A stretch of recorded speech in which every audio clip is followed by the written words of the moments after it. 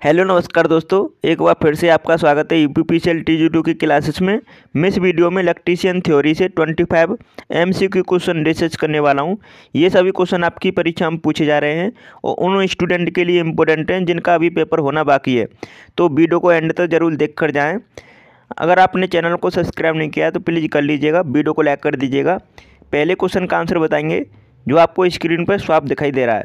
Which type of prime mover is considered in high speed prime mover for an alternator. आपको बताना है किस type के prime mover को हम हाई स्पीड प्राइम मूवर के रूप में कंसीडर करेंगे एक अल्टरनेटर के लिए। जल्दी से आंसर बताएं। तो इसका राइट आंसर करेंगे सभी गैस टरबाइन प्राइम मूवर को। तो सेकंड ऑप्शन इसका राइट आंसर है। दूसरे क्वेश्चन का आंसर बताएं। 5 या 15 एम्पियर 250 वोल्ट के विद्युत सहायक उपकरण एक्सेसरीज की रेटिंग को BIS 1293 से 1988 के अनुसार वर्ष में 6 या 16 एम्पियर 240 वोल्ट में परिवर्तित कर दिया गया। पहले हुआ करता था वोल्टेज 250 वोल्ट, अब 240 हो गया। पहले एम्पियर रेटिंग होती थी 5 से 15 एम्पियर, अब 6 से 16 एम्पियर हो गई। ये किस वर्ष कर दी गई परिवर्तित? तो ये 1991 में कर दी गई, 1991 में। तो पहला ऑप्शन इसका राइट आंसर है। ये आपकी परीक्षा में क्वेश्चन पूछा गया है तो इसे ध्यान रखेंगे। तीसरे क्वेश्चन का आंसर बताएं। यहाँ पे अल्टरनेटर का EMF समीकरण पूछा है आपसे। तो EMF इक्वेशन क्या होता है अल्टरनेटर का? तो E होता है 4.4455FT। तो जो कि आपको पहले ऑप्शन में दिख रहा है। T क्या है यहाँ पे? टर्न्स की संख्या, और F क्या है? फ्रिक्वेंसी, और फाई क्या है? फ्लक्स। ठीक है, तो इसे भी ध्यान रखेंगे। पहला ऑप्शन इसका राइट आंसर है। चौथे क्वेश्चन का आंसर करें सभी। 3 फेज मोटर स्टार्टर की नियंत्रण तार स्थापन ऑफ पुश बटन अथवा रिले और NVC डैश में जुड़े होते हैं। बताओ किस टाइप से जुड़े होते हैं ये? तो ये सभी जुड़े होते हैं सभी श्रेणी क्रम में। तो पहला ऑप्शन इसका राइट आंसर लगाएंगे सभी स्टूडेंट। अगले क्वेश्चन का आंसर करें। 5वां क्वेश्चन है। BIS नियमों के अनुसार मीटर बोर्ड और मुख्य स्विच बोर्ड को जमीन सतह से डैश तक की ऊंचाई पर फिट किया जाता है। जल्दी बताएं कितनी ऊंचाई पर लगाया जाता है मीटर बोर्ड और मुख्य स्विच बोर्ड को? तो इसका राइट आंसर करेंगे सभी 1.5 मीटर ऊंचाई पर। तो राइट आंसर है इस क्वेश्चन का तीसरा ऑप्शन। इंपॉर्टेंट क्वेश्चन है। अगले क्वेश्चन का आंसर बताएं। 6वां क्वेश्चन है। AC की तुलना में DC के लाभ क्या हैं? तो देखो AC की तुलना में DC के लाभ पूछे हैं आपसे। तो DC में फ्रिक्वेंसी तो नहीं होती, तो इसका मतलब ये तो गलत हो गया पहला ही ऑप्शन। अब यहाँ पे देखेंगे DC के लाभ ये हैं कि कोई कोरोना लॉसेस नहीं होती, मतलब कोई नहीं, कुछ लॉसेस होती हैं, मतलब कम AC की तुलना में। और निकटता, स्किन इफेक्ट नहीं होता। तो ये तो बात सही है, स्किन इफेक्ट नहीं होता है DC में। तो इसका राइट आंसर है फोर्थ ऑप्शन। 7वें क्वेश्चन का आंसर बताएंगे सभी। Which statement given below is true with reference to dry type transformer. आपको बताना है नीचे दिया गया कौन सा कथन सही है ड्राई टाइप ट्रांसफार्मर के संदर्भ में। जल्दी से आंसर करें। तो इसका राइट आंसर सभी जल्दी से करें।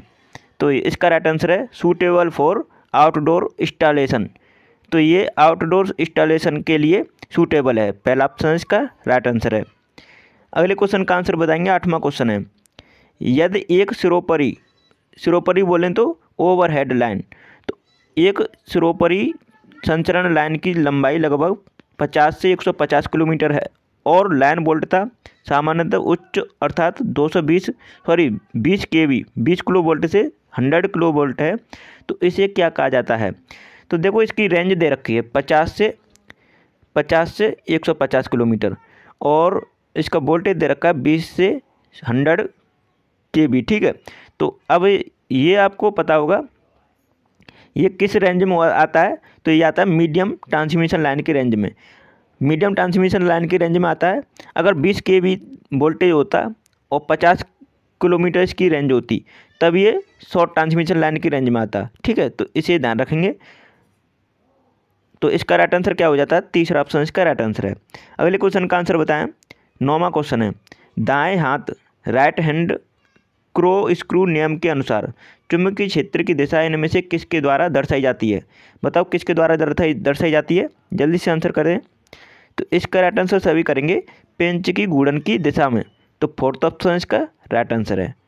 अगले क्वेश्चन का आंसर बताएंगे। 10वां क्वेश्चन है। विद्युत संकर्षण के लिए कौन सी मोटर सबसे उपयुक्त है? विद्युत संकर्षण बोलें तो इलेक्ट्रिक ट्रैक्शन रेलवे की बात कर रहा है, तो उसमें कौन सी मोटर सूटेबल होती है बताएं जल्दी से। तो वो है series motor, DC series motor का यूज किया जाता है। तो सेकंड ऑप्शन करेक्ट आंसर है इस क्वेश्चन का।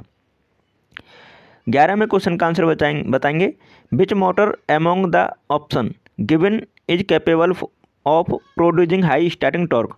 आपको बताना है निम्नलिखित में से कौन सा ऑप्शन, जल्दी से आंसर बताएं इस क्वेश्चन का। तो हाई स्टार्टिंग टॉर्क को प्रोड्यूस करने के लिए कौन सी मोटर कैपेबल है, जल्दी से आंसर करें। तो वो है आपकी रिपल्सन मोटर। फोर्थ ऑप्शन इसका राइट आंसर है, ध्यान रखेंगे फोर्थ ऑप्शन इसका करेक्ट आंसर है। अगले क्वेश्चन का आंसर बताएंगे सभी। 12वां क्वेश्चन है 12 वोल्ट बैटरी के लिए कितने लेड एसिड सेल को समूहकृत किया जाता है और उन्हें कैसे जोड़ा जाता है? बताओ 12 वोल्ट की बैटरी है तो कितने लेड एसिड सेल को समूहकृत किया जाएगा, उन्हें कैसे जोड़ा जाएगा? तो आप सभी को पता होना चाहिए जब भी हम श्रेणी क्रम में जोड़ते हैं तो उसमें वोल्टेज क्या होता है, ऐड होता है, वोल्टेज जोड़ता जाता है, और समांतर क्रम में वोल्टेज मतलब करंट जुड़ती जाती है। तो ये आपको पता होना चाहिए। और यहाँ पे क्या है कि 12 वोल्ट की बैटरी के लिए, ठीक है, तो 12 वोल्ट की बैटरी हम तभी बना सकते हैं जब प्रत्येक सेल 2 वोल्ट का होगा, और हम क्या करेंगे 2 वोल्ट का, और उन्हें मतलब सीरीज क्रम में जोड़ देंगे। ठीक है, तो श्रेणी क्रम में जोड़ेंगे तो कितने सेल जोड़ेंगे 2 वोल्ट के? 6। तो इसका करेक्ट आंसर है फोर्थ ऑप्शन, श्रेणी में 6 सेल। ठीक है, तो फोर्थ ऑप्शन करेक्ट आंसर है। आशा करता हूँ समझ में आ रहा होगा आप सभी को। 13 क्वेश्चन का आंसर बताएं इनमें से किस प्रणाली में तीन कला शक्ति का मापन द्विबाटमापी विधि से नहीं किया जा सकता? तो इसने बोला है 3 फेज पावर का मापन करना है, हमें मेजरमेंट करना है, और 2 वाटमीटर का यूज करके 2 वाटमीटर मेथड से नहीं किया जा सकता। तो बताओ किस टाइप का नहीं किया जा सकता? तो इसमें राइट आंसर सभी करेंगे 3 फेज 4 वायर अनबैलेंस लोड का, असंतुलित लोड का। ठीक है, तो फोर्थ ऑप्शन इसका राइट आंसर है। इसका 3 वाटर मेथड से करेंगे हम, ठीक है, न कि 2 वाटमीटर मेथड से।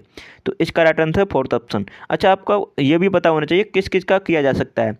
तो 3 फेज 4 वायर बैलेंस सिस्टम का किया जा सकता है, बैलेंस लोड का। ठीक है, और 3 फेज डेल्टा तार बैलेंस लोड का, और 3 फेज 3 वायर अनबैलेंस लोड का, न कि 4 वायर। ठीक है, तो इसका राइट आंसर है फोर्थ ऑप्शन। तो ये आपको पता होना चाहिए, इंपोर्टेंट क्वेश्चन है। 14वें क्वेश्चन का आंसर बताएंगे EMF induced in the secondary of the transformer is directly proportional to which of the quantity. आपको बताना है, जल्दी से आंसर बताएं। ट्रांसफार्मर के सेकेंडरी में ईएमएफ जो इंड्यूस होगा, प्रेरित होगा, वो किस क्वांटिटी के डायरेक्टली प्रोपोर्शनल होगा? जल्दी से आंसर करेंगे। तो वो होता है flux density in the core area. ठीक है, तो flux density of in the core area के फ्लक्स डेंसिटी के। ठीक है, तो तीसरा ऑप्शन इसका राइट आंसर है। अगले क्वेश्चन का आंसर करेंगे। 15वां क्वेश्चन है किसी अल्टरनेटर की फ्रिक्वेंसी को परिभाषित करने वाला सूत्र है। फ्रिक्वेंसी को परिभाषित करना है अल्टरनेटर की। ठीक है, तो आपको पता होना चाहिए एक फॉर्मूला होता है एफ इजक्वल टू, जैसे ऐसे देख सकते हैं NS इजक्वल टू 120 F/P। अब यहाँ पे क्या करेंगे, हम P को इधर ले जाएंगे, F निकालना है हमें ना, तो F निकालेंगे तो F इजक्वल टू हो जाएगा NP/120। तो आपको देखना किस ऑप्शन में ये, तो F इजक्वल टू PN/120। तो सेकंड ऑप्शन इसका राइट आंसर है। देख सकते हैं, इस तरह से आपको पता होना चाहिए। अगले क्वेश्चन का आंसर बताएंगे। अगर आपने चैनल को सब्सक्राइब नहीं किया तो प्लीज़ कर लीजिएगा, वीडियो को लाइक कर दीजिएगा। 16वें क्वेश्चन का आंसर करें। वोल्टेज वर्गीकरण के अनुसार 650 वोल्ट से 33,000 वोल्ट तक के बीच वोल्टता रेंज को क्या कहते हैं? तो उसने पूछे रेंज दे रखे वोल्टेज की 650 वोल्ट से 650 से 33 केवी वोल्ट की रेंज पूछी है। तो ये किस रेंज में आएगा? मीडियम रेंज में आएगा, मीडियम वोल्टेज। ठीक है, फोर्थ ऑप्शन इसका राइट आंसर है, ध्यान रखेंगे। अच्छा, लो वोल्टेज कितना होता है? 600। जैसे कि यहाँ पे ये मीडियम मतलब बोल रहा है, लेकिन यहाँ पे क्या होता है, जैसे कि एक रेंज होती है इसकी 11 kV का हाई वोल्टेज होता है, लेकिन इसमें यहाँ पर रेंज दे रखी है इस तरह से, तो मीडियम वोल्टेज की रेंज में आएगा। फोर्थ ऑप्शन इसका राइट आंसर, ध्यान रखेंगे। अगले क्वेश्चन का आंसर बताएं। 17वां क्वेश्चन है। 17वें क्वेश्चन का आंसर बताएंगे, किस इंडक्शन मोटर के पोल्स को दोगुना करने पर गति पर क्या प्रभाव पड़ता है? तो बताएं सर जल्दी से।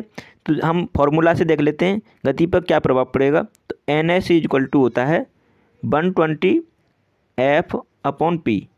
तो यहाँ पे देखेंगे जब पोल्स की तो संख्या को दोगुना कर रहा है, तो जब हम पोल्स की संख्या को दोगुना कर देते हैं तो गति कितनी हो जाएगी? आधी, क्योंकि इनवर्सली प्रोपोर्शनल है पोल्स की संख्या की स्पीड।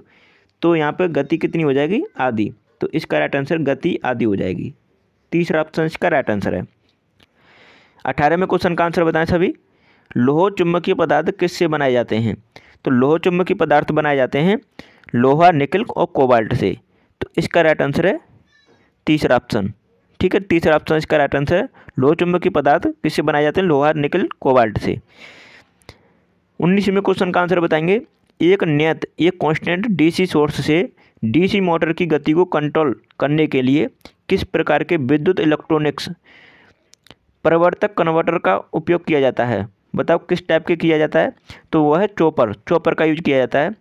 चॉपर का कार्य ये है कि डीसी को वेरिएबल डीसी में परिवर्तित करना। तो वो मतलब जो डीसी मोटर का वो होता है, सप्लाई होती है, उसे कंट्रोल करता है। ठीक है, तो ध्यान रखेंगे सेकंड ऑप्शन इसका राइट आंसर है। 20वां क्वेश्चन है, मृदा के उपचार द्वारा भूसंपर्कण प्रतिरोध में सुधार के लिए किस रसायन का उपयोग नहीं किया जाता है? बताओ। तो इनमें से जो मृदा का मतलब हमें अर्थ रेजिस्टेंस को कम करना होता है, तो उसके लिए हम ऐसा रसायन प्रयोग करते हैं जो हमें उस रेजिस्टेंस को कम कर सके। तो यहाँ पे कौन सा है जो इसके द्वारा नहीं किया जा सकता है?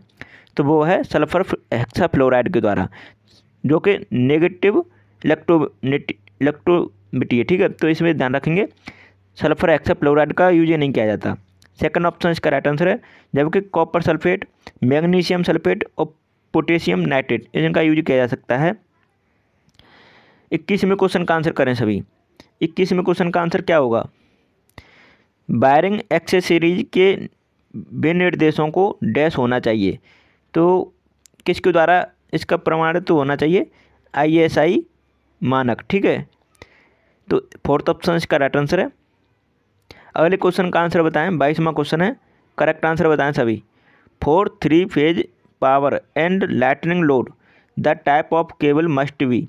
तो आपको बताना है किस टाइप की केबल होनी चाहिए, जो कि किसके लिए? 3 फेज और लाइटनिंग लोड के लिए किस टाइप की केबल कोर होनी चाहिए? तो वो होनी चाहिए 4 कोर केबल होनी चाहिए। तीसरा ऑप्शन इसका राइट आंसर है। ये मत सोचिएगा ये क्वेश्चन कहाँ से पूछे हैं, तो ये सब आपकी परीक्षा में पूछे गए क्वेश्चन हैं। 23वें क्वेश्चन का आंसर बताएं। शैथिल्यपास हिस्टेरेसिस लूप BH वक्र में B क्या दर्शाता है? तो B क्या दर्शाता है? जल्दी से आंसर बताएं। तो B दर्शाता है आपका मैग्नेटिक फ्लक्स डेंसिटी, जो कि पहले ऑप्शन में दे रखा है चुंबकीय आवेवाह घनत्व। पहला ऑप्शन इसका राइट आंसर है। अगले क्वेश्चन का आंसर करेंगे। 24वां क्वेश्चन है, अल्ट्रा स्लिम ज्यामिति के आधार पर किस प्रकार की बैटरी डिजाइन की गई है? तो ये की गई है ली आयन बहुलक द्वारा। तो सेकंड ऑप्शन इसका राइट आंसर है। अगले क्वेश्चन का आंसर बताएंगे। 25वां क्वेश्चन है, तुल्यकालिक मोटरों को विशेष रूप से पावर फैक्टर शोधन उपकरण पावर फैक्टर करेक्शन डिवाइसेस के रूप में नियोजित करने पर उन्हें डैश कहा जाता है। जब हम सिंक्रोनस मोटर को पावर फैक्टर इम्प्रूवमेंट के लिए हम नियोजित करते हैं तो उस कंडीशन को क्या कहते हैं? तो उसे कहते हैं सिंक्रोनस कंडेंसर। ठीक है, तो तीसरा ऑप्शन इसका राइट आंसर है। अच्छा, जब सिंक्रोनस मोटर पावर फैक्टर को इम्प्रूवमेंट करती है तब वो किस टाइप से ऑपरेट होती है? तो वो होती है बिना लोड के और ओवर एक्साइटेड मोड में। ठीक है, तो ध्यान रखेंगे तीसरा ऑप्शन इसका राइट आंसर है। ऐसे भी क्वेश्चन पूछा जा सकता है आपसे। तो आप सभी ने अभी तक चैनल को सब्सक्राइब नहीं किया है तो प्लीज़ कर लीजिए, वीडियो को लाइक कर दीजिएगा और शेयर कर दीजिएगा। आप सभी ने हमारी सभी वीडियो नहीं देखी हैं तो इसका लिंक आपको मैंने इसी वीडियो के डिस्क्रिप्शन में दे दिया है, आप वहां से डायरेक्टली देख सकते हैं। प्ले लिस्ट में सभी वीडियो मिल जाएंगे, जरूर देख कर जाएँ। चलिए वीडियो को यहीं समाप्त करते हैं। Thanks for watching my video.